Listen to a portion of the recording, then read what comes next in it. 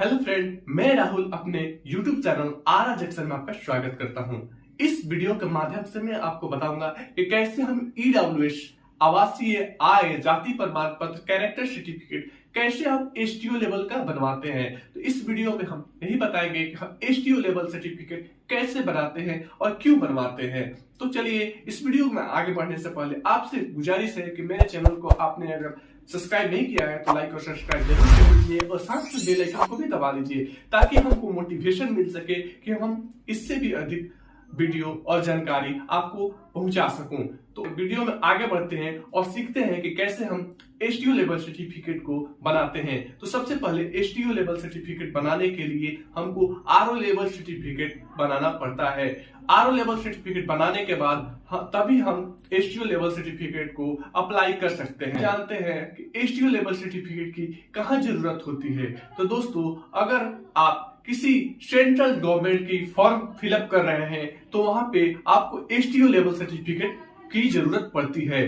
तो चलिए हम वीडियो में आगे बढ़ते हैं और स्टेप बाय स्टेप सीखते हैं कि कैसे हम एसटीओ लेवल सर्टिफिकेट। तो चलिए हम अपने लैपटॉप के क्रोम ब्राउजर पे आ जाते हैं और यहाँ पे हमको सर्च करना है आवासीय ऑनलाइन बिहार।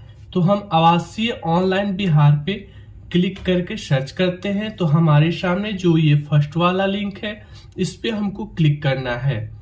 यहाँ पे दिया हुआ है लिंक में serviceonline.bihar.government.in, इस पे हमको क्लिक करना है। जैसे ही हम क्लिक करते हैं हमारे सामने कुछ इस प्रकार का पेज खुल के आता है। उसके बाद हमको अगर एसटीओ लेवल का कोई भी सर्टिफिकेट बनाना हो तो उसके लिए हम सबसे पहले आइए हम जानते हैं एक सर्टिफिकेट बना के कैसे हम एसटीओ लेवल सर्टिफिकेट बनाते हैं।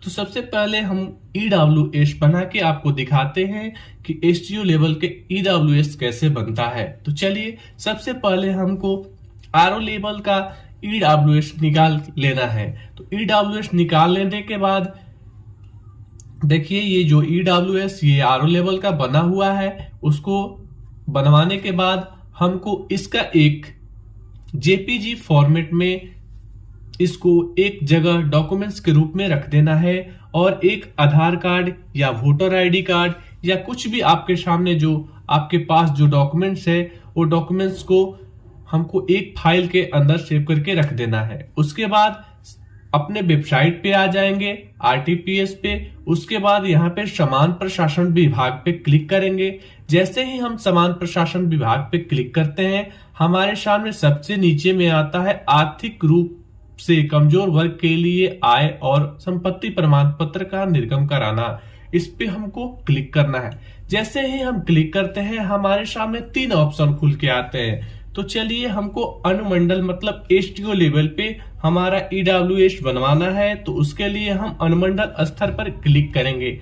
हम अनुमंडल स्तर पर क्लिक करते हैं, फिर से हमारे सामने एक नया पेज खुल के आएगा। तो उसके बाद हमको यहाँ पे पूछ रहा है राजस्व अधिकारी स्तर से निर्गम प्रमाण पत्र संख्या डालने के लिए। तो हम अपना जो ईडब्ल्यूएस बनवाए हैं उसके नीचे में यहाँ पे ईडब्ल्यूएस प्रमाण पत्र संख्या दिया हुआ है, इस पे हमको कॉपी कर लेना है। कॉपी कर लेने के बाद इसको हम वहां पे जाके अपने साइट पे यहाँ पे जहां ये पूछ रहा है कि प्रमाण पत्र संख्या डाले तो यहाँ पे हमको पेस्ट कर देना है।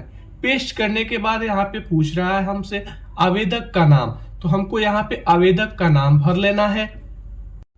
आवेदक का नाम भर के हमको यहाँ पे सबमिट पे क्लिक करना है। जैसे ही हम सबमिट पे क्लिक करते हैं फिर से हमारे सामने कुछ एक नया पेज खुल के आएगा।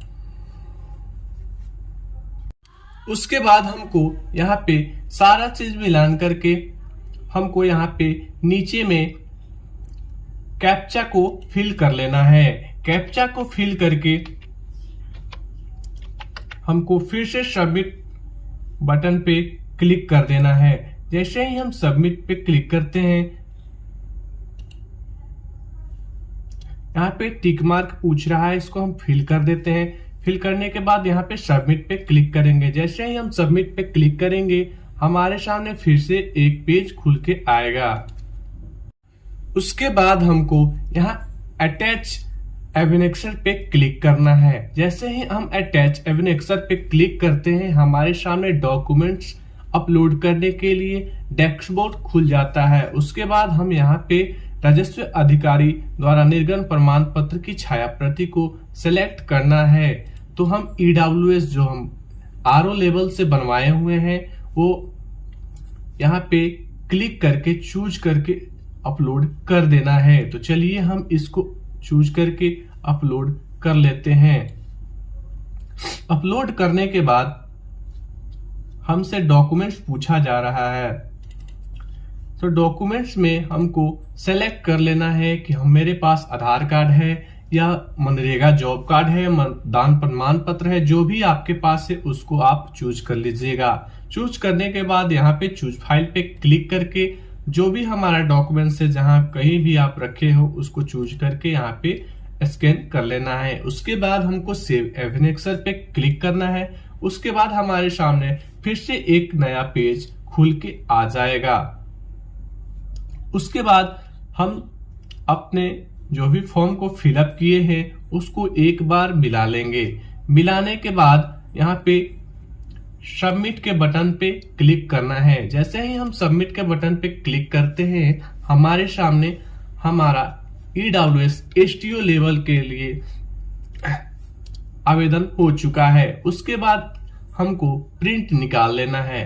तो प्रिंट निकालने के लिए यहाँ पे एक्सपर्ट टू PDF पे क्लिक करना है। जैसे ही हम एक्सपर्ट टू PDF पे क्लिक करते हैं, हमारे सामने ये STO लेवल के EWS सर्टिफिकेट यहाँ पे उसका रिसीविंग निकल के आ जाएगा। इसको हम अपने पास रखेंगे कि आगे आने वाले समय में हमको इसी के माध्यम से अपना EWS सर्टिफिकेट प्राप्त करना होगा। तो चलिए वीडियो को समाप्त